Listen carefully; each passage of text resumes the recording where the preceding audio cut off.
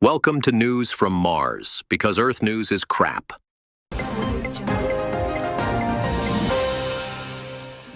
Strap in, Earthlings, and make sure your emotional support snacks are handy.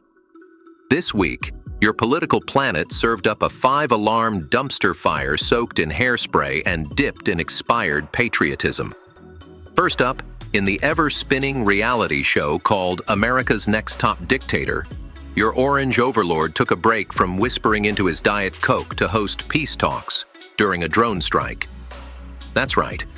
While Zelensky and European leaders were sipping not peaceful tea at the White House, Russia carpet-bombed Ukraine with more drones than a Best Buy Black Friday aisle. Apparently, Trump and Putin had just met in Alaska.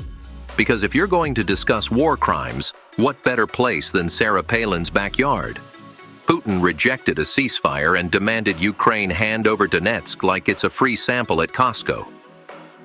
And how did Trump respond? With his usual blend of indecision and sycophancy, muttering to Macron on a hot mic that Putin wants to make a deal. Oh, sure. Just like a spider wants to make a deal with a fly.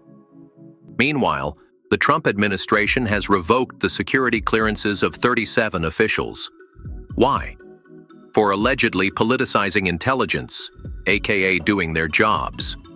Among the casualties were career intel officers, a few Obama-era national security pros, and probably one poor guy who once tweeted a gif of Trump slipping on a golf ball. Tulsi, maverick with a memo. Gabbard published their names like it's a burn book from Mean Girls CIA edition. Legal experts say it's a Privacy Act violation. Team Trump says it's Tuesday. And just when you thought it couldn't get pettier, brace for the announcement of the One Big Beautiful Bill. Sounds like a children's book.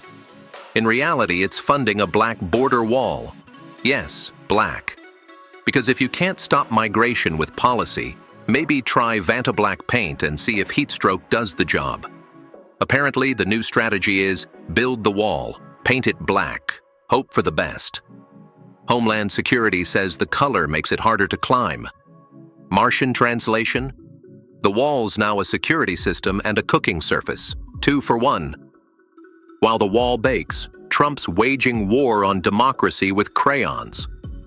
The redistricting frenzy is on. Texas, California, Illinois, everyone's chopping districts like they're on a gerrymandering cooking show. Chop, dice, purge that blue county. In Texas, Democrats camped overnight at the Capitol like political Girl Scouts. Newsom in California countered with his own redistricting scheme.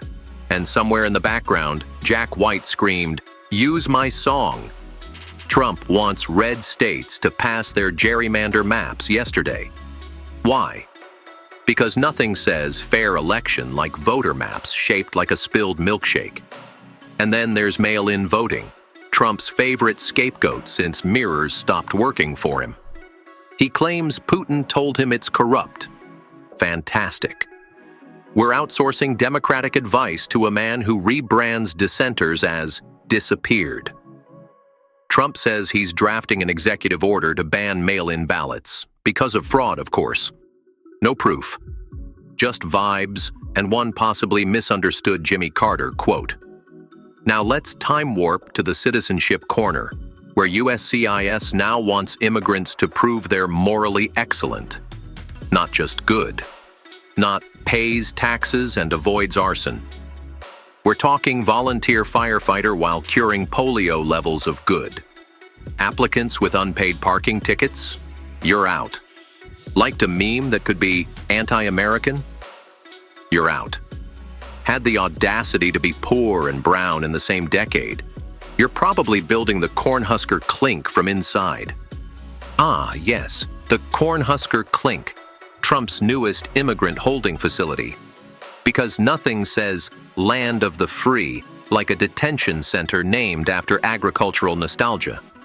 Located in Nebraska, this shining barbed wire palace joins other Trumpian theme parks like Alligator Alcatraz and Speedway Slammer. It's like Disney World, but the only ride is a bus to deportation court. Over in TikTok Town, Trump has rejoined the app he's been trying to ban for 2 years. The White House now has an official account, and it's as ironic as a vegan barbecue. What's the strategy here? Win Gen Z by dancing over their civil liberties?